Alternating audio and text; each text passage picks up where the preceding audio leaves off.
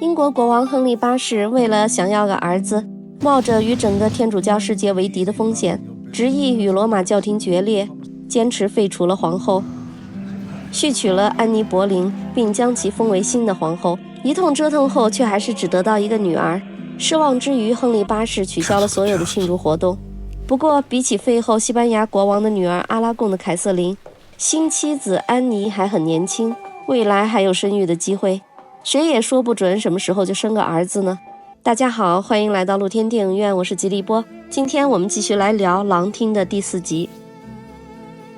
这一集是从1533年说起，皇后安妮第一胎没有如愿的生一个儿子，而是生下了一个公主，这令她郁闷不已，一点儿也没有初为人母的快乐，对孩子的态度非常冷漠。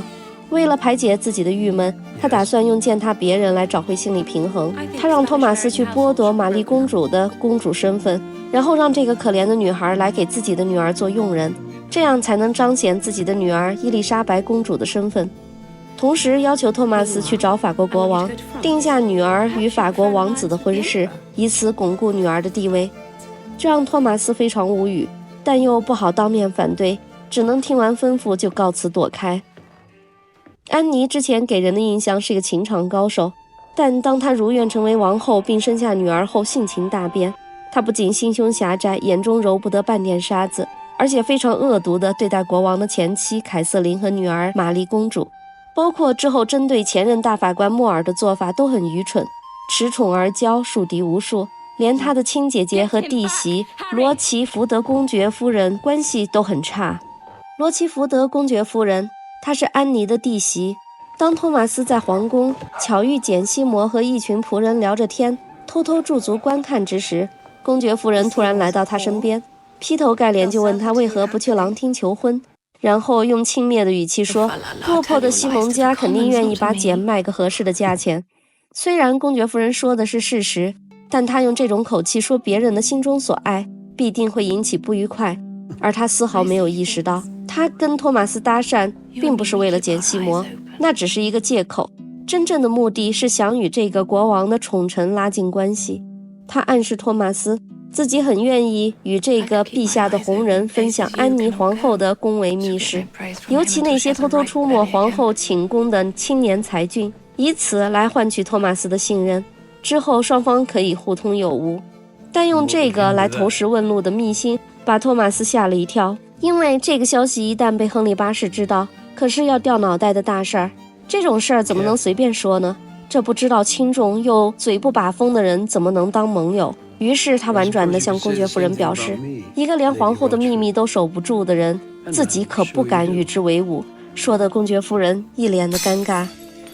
野生圣女的屈服，野生圣女被囚禁在了修道院。托马斯安排自己的侄女陪伴她的起居，法官们对她的预言提出疑问，圣女的回答漏洞百出，但她依然坚信自己的预言，问急了眼就开始诅咒每一个参与审问的人都会很快病死。虽然圣女依然嘴硬，但其实已经承受不住压力了。托马斯的侄女告诉他，圣女每晚都会独自偷偷哭泣，为自己的谎言感到懊悔和恐惧。托马斯认为不用多久就可以从他嘴里得到幕后元凶的名字，而现在已经可以开始抓捕那些圣女的极端崇拜者了。很快，那些支持圣女的具有影响力的名门望族和主教们就成了托马斯的座上宾。托马斯耐心地呈现了他们与圣女一起谋反的证据，然后要求他们马上与圣女划清界限，最好亲自去向国王请求赦免，并宣誓效忠。那么这些证据自己会酌情处理掉。一番雷霆操作，完美地解决了圣女带来的危机，让国王开心不已。这不仅消除了谋反，彰显了自己的宽厚，还让一帮王公贵族欠了自己的人情。从这里又一次证实，托马斯·克伦威尔是一个精明果断、凡事力求成功的务实主义者。他只关注结果，冷静甚至冷酷地解决棘手的麻烦。继承法案，在亨利八世的要求下，托马斯主导编写完成了继承法案。当这个法案的完稿上呈到国王和王后面前，王后安妮对其中的一些措辞很不满意。她希望继承法中明文将凯瑟琳的女儿玛丽定为私生女，剥夺继承权。然后用明确的词语确立伊丽莎白公主的法律地位，同时不允许提到自己会死，更不允许提到自己死后国王续弦。对于妻子的法盲建议，亨利八世尽力安抚着。他转移话题说，托马斯是忠心的大臣，也是专业的律师，所以他起草的法案是让人放心的，至少他不像前任大法官莫尔那样辜负信任。结果最后这句话引起了安妮的注意，安妮马上就要求托马斯把莫尔也加入到圣女案中，哪怕强加罪名也要把他送进监狱。托马斯表示反对，但国王也无法平息妻子的愤怒，沉默着默许了这一切。托马斯只好告退。安妮还不甘心地追出来警告托马斯，自己一定会诞下龙嗣，而且一定会长命百岁，最好不要因为自己生了个女儿就敢轻视自己的威信。安妮·柏林已经有些变态了，大概是产后抑郁吧，表现得智商严重欠费，已经贵为王后，却像个疯狗一样四处乱咬，疯狂地给自己加戏，拼命地作死。这一集的重头戏是莫尔之死。经过这番折腾，莫尔被牵连进了圣女案。在圣女被处死之前，曾经被拴在集市上示众。当时莫尔也曾来到集市围观。当他见到托马斯后，得意地表示，圣女案告破，也终于可以证明自己的清白了。托马斯当时也欣慰地告诉他，虽然证明了清白，但并没有得到国王的宽恕。眼下有一个机会，国王要颁布一个王位继承法，用法律来赋予安妮王后及其后代的正统性。托马斯希望莫尔在颁发法案的支持者栏签名，以获得国王的宽恕，但莫尔不为所动地转身离去。这是托马斯颇有远见的一次警告，没想到一语成谶，莫尔最终还是因为安妮王后的一句话被扯入了圣女案。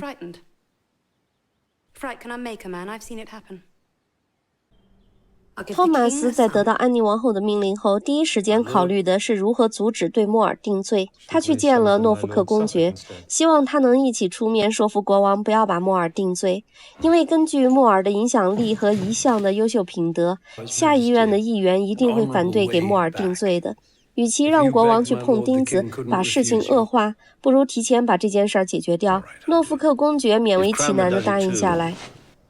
当国王面前齐声声地跪了一排大法官、大主教、诺福克公爵及长喜大臣托马斯，这些股肱之臣齐载载地跪了一地，国王只能让步，称只要莫尔宣誓承认至尊法和王位继承法，就可以赦免他。国王之所以那么痛快就让步，除了看在几个大臣的面子上以外，还因为安妮再次怀孕了。这个消息令国王心花怒放，他笃定这次肯定是个王子，而这一次是莫尔脱罪的一个很好的机会。于是托马斯带着一众大臣对莫尔展开了第一次劝说，试图说服莫尔宣誓签字。可没想到，在一众大臣好友的轮番劝说下，莫尔不为所动。他坚持自己的信仰，坚持不承认英王亨利的2个自作主张的法案，而且他也不愿意做一个向权势妥协的人，更不愿为此撒谎。他坚称自己没有参与圣女案，同时坚持不签字、不宣誓。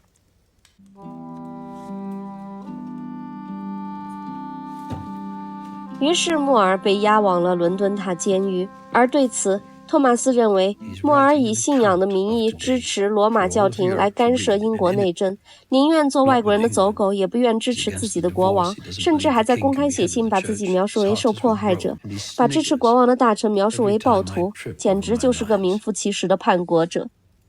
虽然托马斯如此评价莫尔，但他还是非常尊敬莫尔的为人，于是决定再次劝说莫尔。他和一众大臣前往伦敦塔监狱，再次劝说莫尔能够签字并且宣誓，没想到仍然被拒绝。莫尔表示自己平生没伤害过任何人，所以面对上帝时也是坦然的。托马斯马上反驳他，称他曾经抓了那些新教徒，并且严刑拷打，自己的律师朋友就遭到酷刑后，上火刑架都是被抬上去的。这让莫尔无言以对。接着托马斯说起小时候自己就很崇拜莫尔，曾经向莫尔求教，但那时候的莫尔显示出来的就是傲慢和自私。历数了这些事儿后，托马斯转身想要离开。莫尔忽然高声问道，听说廷戴尔被抓了，语气中充满了幸灾乐祸。托马斯对莫尔临死还惦记着落井下石感到很无语，转身愤愤地离开了伦敦塔。2次劝说无果的托马斯并没有放弃救莫尔，他努力地阻止国王对莫尔定罪。很快，王后安妮就流产了，这让他把所有的愤怒都宣泄在了圣女案上。尤其对莫尔既不宣誓也不认罪的沉默态度愤怒不已，他要求托马斯不论用什么方法都要让他屈服。国王亨利对刚流产的安妮也无计可施。国王虽然对莫尔不肯宣誓的做法很生气，但他也很钦佩莫尔宁死不愿曲意奉迎的气概。不过无论如何，如果处置掉莫尔可以安抚老婆，又可以展示改革的决心，震慑那些强硬的反对派，就当是杀鸡儆猴吧。所以当托马斯提出莫尔虽然不肯宣誓，但把他强塞进圣女案也确实证据不足，难以定罪时，国王马上一改亲和的态度，直言之所以会重用托马斯，全因为托马斯最擅长利害谋算，还能令行禁止。言下之意，托马斯最好老老实实做个优秀的执行者，别想做什么犯言直谏的真臣。托马斯马上意识到自己的僭越，他和国王的关系只有利用，绝不可能成为和沃尔西主教一样的莫逆之交。这不仅仅因为地位之别，还因为出身。君命难违，托马斯看着那幅几经转手的挂毯，宫廷画师忽然说起宫中传说托马斯暗恋一个女人却不敢表白。托马斯马上转移话题，声称自己不敢表白是因为那个女人已经嫁人了，而且自己不明一文，高攀不起。托马斯·克伦威尔的这幅肖像画是他为数不多的肖像画中最经典的一张，出自画家赫尔拜因之手。这幅画作是都铎王朝时期最具表现力的肖像画之一。画中的托马斯·克伦威尔身着暗黑色镶着棕色毛边的外衣，画作逼真地展示出他的聪明睿智。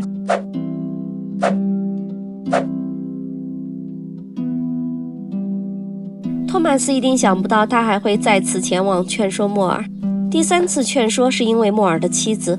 他来求见托马斯，希望托马斯能够帮忙救出莫尔。这个其貌不扬的女人一开口就用真诚打动了托马斯。她说，虽然他和莫尔两人的婚姻如同一潭死水，但莫尔的存在能给自己和孩子有个依靠，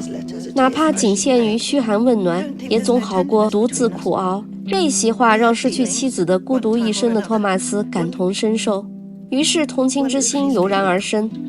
他拿着那张宣誓效忠的签名再次来到监狱，以收走莫尔的书和纸笔为威胁，要求莫尔签字。I will not yield it. 但莫尔依然拒绝，并表达了视死如归的决心。法庭审判很快，针对莫尔的审判开始了。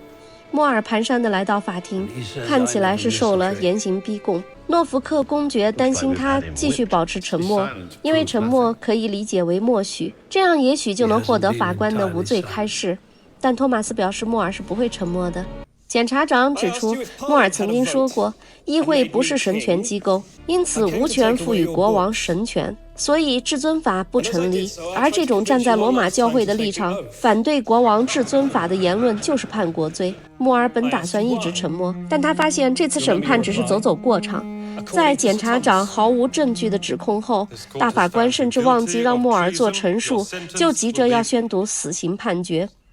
莫尔再也忍不住了，他起身大声宣布，这个被操纵的法庭毫无权威，国王的至尊法就是小丑的表演，整个天主教世界都会站在自己一边，上帝才能给自己最公正的判决。但他的声音被旁观席的起哄声淹没了，那些贵族和新教徒都等着推翻这个代表旧世界的权威，迫不及待地想把他送上绞刑架，连同那个多年受制于罗马教廷的固执保守的天主教徒们，以此来迎接一个新的宗教独立的英格兰的诞生。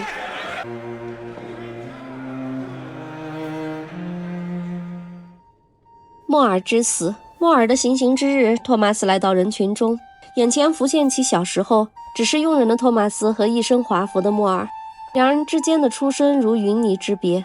莫尔是傲慢的，就像他始终否认小时候见过托马斯，他甚至从不愿让托马斯有机会仰望自己。而今，他依然高傲地把头放在断头台上，不肯多看人群中的托马斯一眼，从刑场回来，托马斯便一病不起，仿佛陷入了一场持久的噩梦中。他梦到了女儿和妻子，浑浑沌沌地度过了数日。狼厅之行，托马斯·克伦威尔最终幸运地摆脱了病痛，安然痊愈了。经历了这次大病，托马斯焕然一新，重整信心，再次开始全身心投入为国王的服务中。他的第一份工作就是安排一趟出行，而这趟旅程中的一站便是简西摩的老家狼厅。